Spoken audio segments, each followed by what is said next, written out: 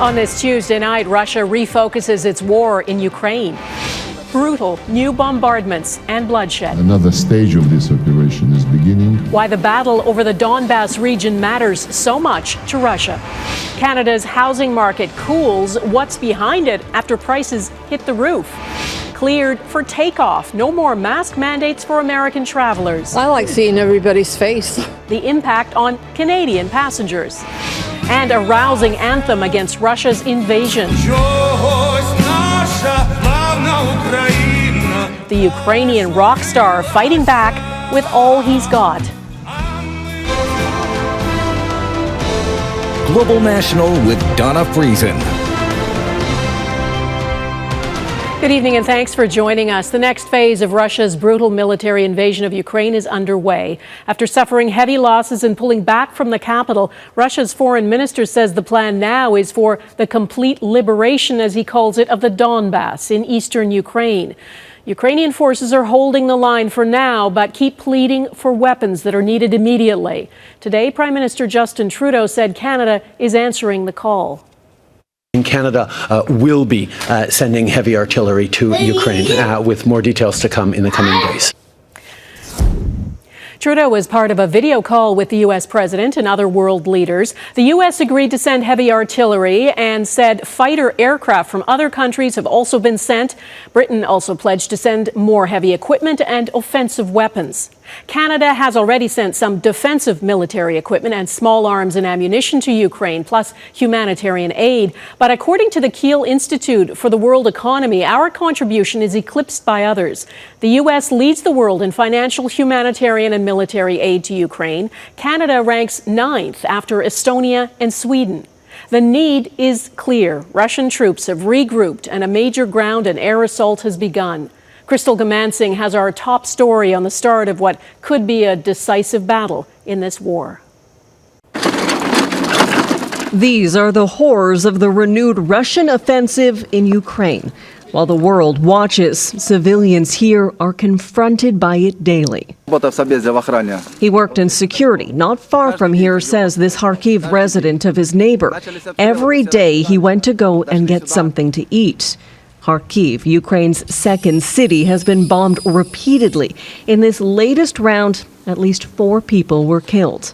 Kharkiv wasn't the only eastern city hit with deadly violence. The Kremlin says it struck more than 1,000 military targets Monday night, but civilians were not spared. Another stage of this operation is beginning, and I'm sure this will be a very important moment of this entire special operation. The U.S. Pentagon estimates Russia added 11 more battle groups, bolstering troop numbers by roughly 8,000. Russia is focusing on the Donbas region, but fighting is not limited to that location. All of eastern Ukraine down to the Black Sea is at risk. For nearly 2 months now, Ukrainians have been fighting for their future. Early in the morning, my husband just wake me with the words, "It's began."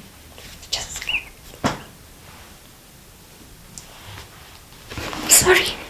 Millions have fled, thousands have been killed, and then there are those who are trapped. I'm here with 3 children, she says. It's really not the place for children to be. This video is from the Azov Battalion. It has far-right ultra-nationalist roots. Its members are now fighting alongside Ukrainian soldiers in Mariupol. The group requests safe passage for roughly 2,000 civilians, reportedly including some Canadians, it says are trapped in the steel factory, being used as a last-stand location for fighters. Ukrainian officials say they want peace, but will not concede any territory. So they'll keep fighting. Crystal Goomansingh, Global News, London. This is the region of eastern Ukraine where Russia is focusing a large part of its assault right now, called the Donbas. It borders Russia. It's the agricultural heartland of Ukraine. It's largely Russian-speaking and has both territorial and historical significance. Vladimir Putin says the Donbas belongs to Russia. There's a theory he wants to take it over by May 9th, Russia's annual Victory Day. Jeff Semple explains why the Donbas matters so much. The Donbas region in eastern Ukraine was home to a pre-war population of around 4 million people, and major cities such as Donetsk, Luhansk, and Mariupol, now in Vladimir Putin's crosshairs. This businessman ran a local pizzeria. He's now fighting with Ukraine's volunteer defense force. In Donbas, we are a free people, he says, but Russia is trying to finish what it started in 2014. Indeed, parts of the Donbas have been at war for 8 years. After Russia annexed Crimea, pro-Russian separatists tried to take the Donbas, but around 2/3 of the eastern regions remained under Ukrainian control, producing a simmering stalemate. Just days before his invasion, Putin signed decrees recognizing the separatist republics of Donetsk and Luhansk and promising to rescue their Russian-speaking populations from what he called a genocide. Asked whether Putin is rescuing them, this Russian-speaking resident scoffs. Putin should retire, he says. He should rescue his own people. We are Ukrainian. Prior to the war, he worked in a steel factory, like many in the Donbas. It's very much kind of a rust belt of Ukraine. It's an economically very important key region. The region fell on hard times in the 1990s, but remained strategically important. If Russian forces captured the Donbas and Kherson, Putin could control a land bridge across Ukraine's south coast. And after the botched invasions of Kyiv and other areas, the Donbas would also give the Russian president a much-needed victory. This is a huge importance for Russia, not to look as losers, and also to keep Ukraine under constant pressure and control. May the 9th marks Victory Day in Russia, commemorating the Soviet defeat of Nazi Germany. The Kremlin reportedly wants to declare some kind of victory in Ukraine by that date. But many military experts believe a Russian victory in the Donbas will take much longer, and there may be no Victory Day for Russia at all. Jeff Semple, Global News, Toronto. President Putin's 2 adult daughters are among the latest Russians to be sanctioned by Canada. They're suspected of hiding their father's wealth. A dozen other close associates of Putin are also on the list, including more oligarchs and their families. The dream of home ownership in this country has all but evaporated for many people. Real estate activity is at an historic high. Royal LePage predicts home prices will surge 15% in the fourth quarter of 2022 compared to the same time last year. Mike Drolet looks at whether efforts to cool the hot market will work. Is the red-hot real estate market cooling or just taking a break? The Bank of Canada hike in interest rates appears to have had the desired effect. Homes that were seeing 15 to 20 offers are now seeing fewer than 5. Before, anything under 2 million was kind of flying off the shelf. Now, again, it's not showing well and it's not super appealing to the consumer. It's not getting the same amount of attention it was even 2 months ago. Make no mistake, it's still a seller's market. The number of homes available remains historically low. Coupled with high demand, you can see how the agent for this Toronto semi wrote in the listing, "Floor is damaged. Please watch your step. The property is gutted to the studs," and still sold it for $1 million or $100,000 over asking. It's been a long time since houses were considered affordable, with the last few years showing prices on an even steeper upward trend. However, the Canadian Real Estate Association reports the average home price fell 2.5% in March to $796,000, $633,000 if you exclude the red-hot Vancouver and Toronto markets from the equation. But 1 month does not make a trend. And when compared to last year, prices are still up 11.2%. There is a lot of mixed signals, I guess, or a lot of different ways in which the data can be interpreted. But I would say overall, it does paint a cooling price picture, but certainly not one that's would flag a significant decline in prices. And this is where policymakers have difficult decisions ahead of them. Economists expect the Bank of Canada to hike rates another 2% before the end of the year.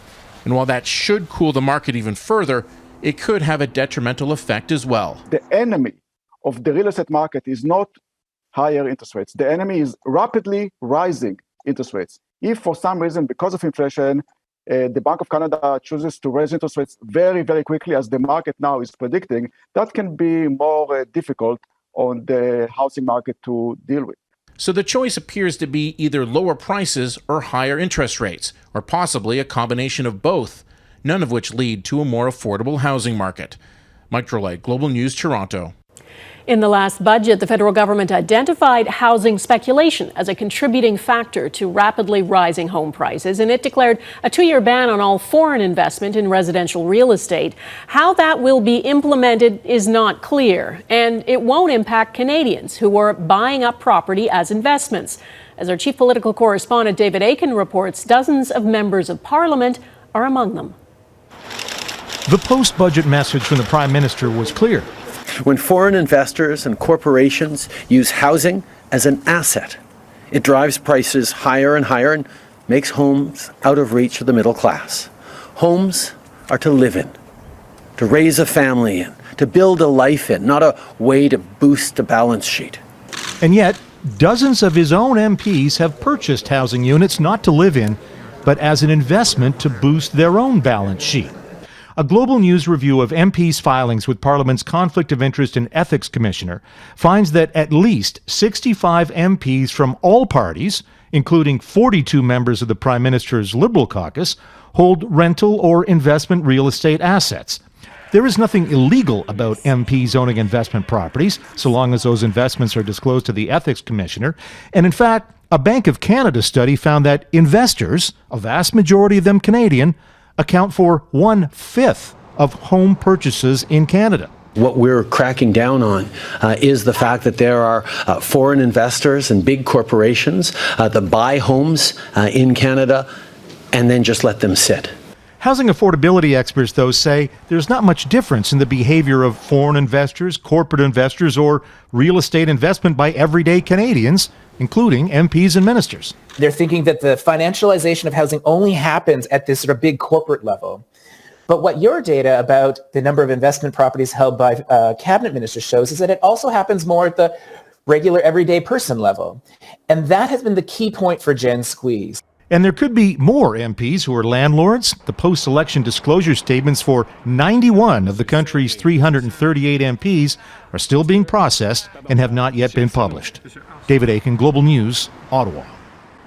Money earmarked for vulnerable Canadians. Coming up, why critics say the Prime Minister's pledge to improve long-term care comes up short.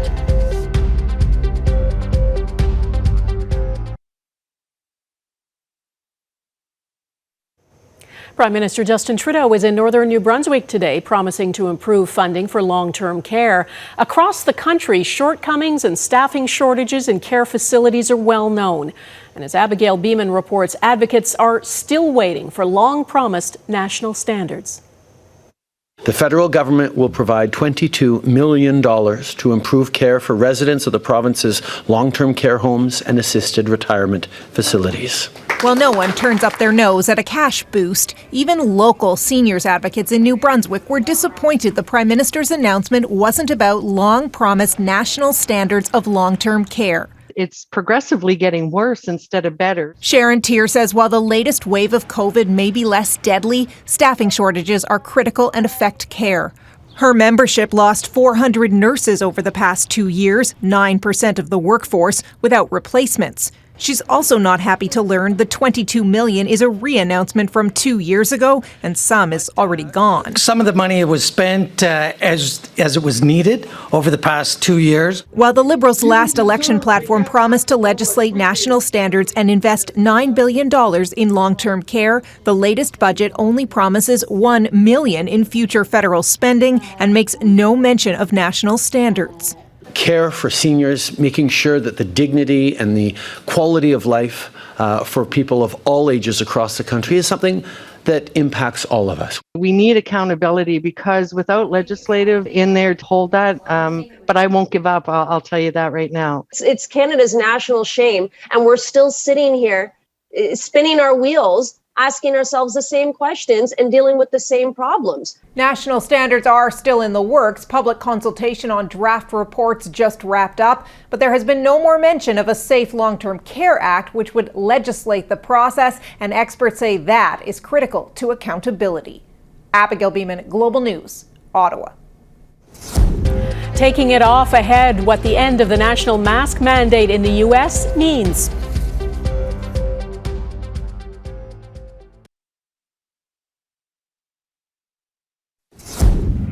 I acknowledged the hurt and the anger.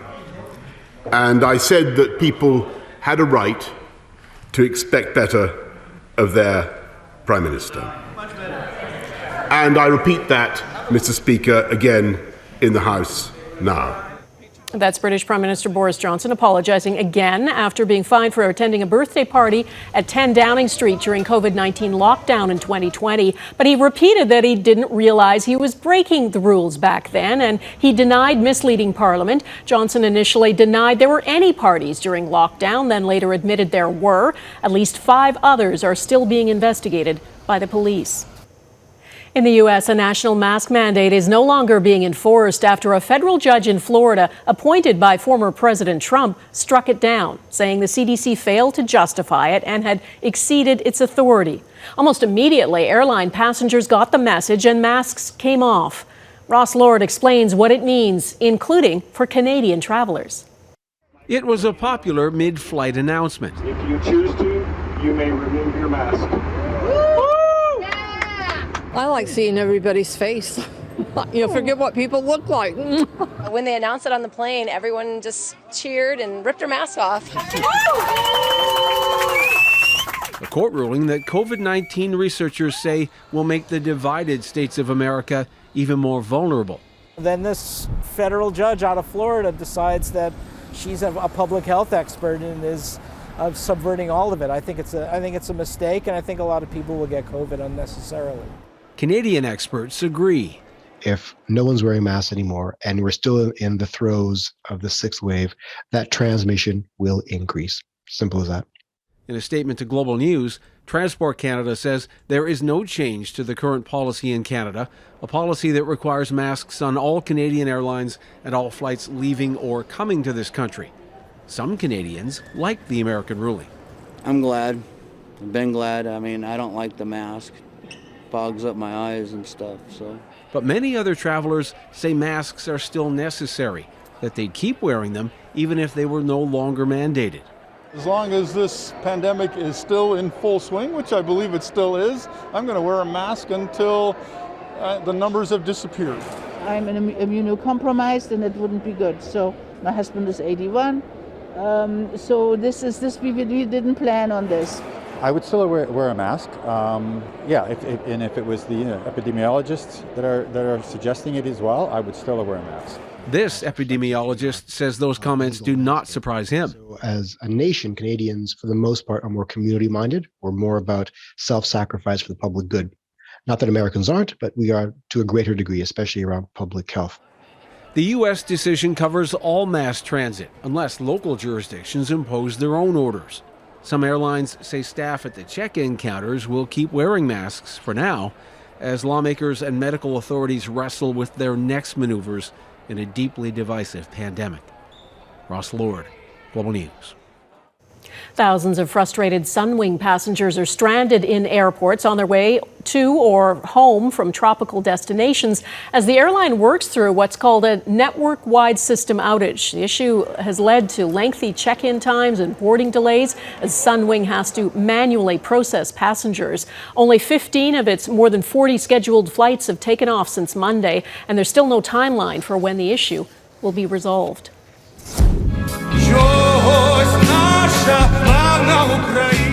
Next, sounds of Ukrainian solidarity.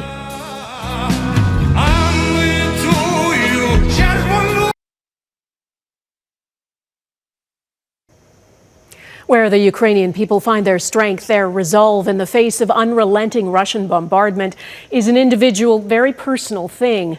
But what seems to be uniting them is music, in particular, a folk song about a red berry that's a national symbol of Ukraine.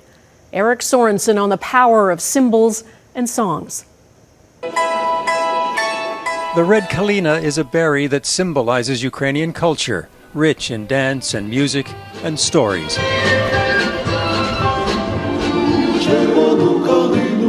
This song, In the Meadow, a Red Kalina, was written in the First World War to honor Ukrainian riflemen. The lyrics echo today.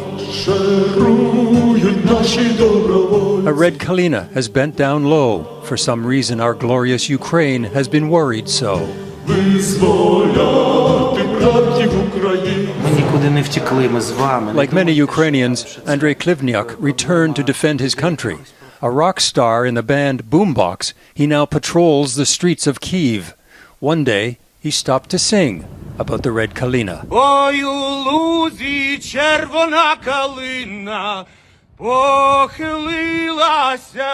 In their troubled homeland, the song is inspiration. Hey, hey, rise up. Others, like the Lithuanian opera, listened, were uplifted, and joined in. Чогось наша славна Україна зажурилася.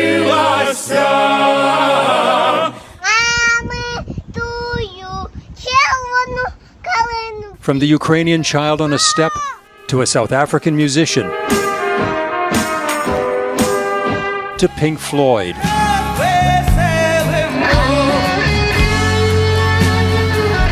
Versions of the song are now arousing feelings and raising funds for humanitarian aid in Ukraine.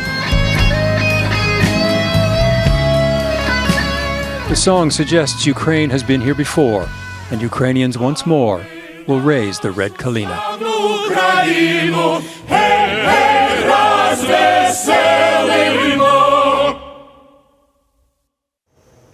That is Global National for this Tuesday. I'm Donna Friesen. There are many versions of that beautiful folk song. We leave you tonight with another one. Чогось наша славна Україна зажурилася. This is Elizaveta Izmalkova, and she's joined by about 300 Lithuanians answering her call to stand up for Ukraine. The 21-year-old fled Ukraine in 2014 when Russia invaded Crimea. Her mother and brother remain there, helping defend it.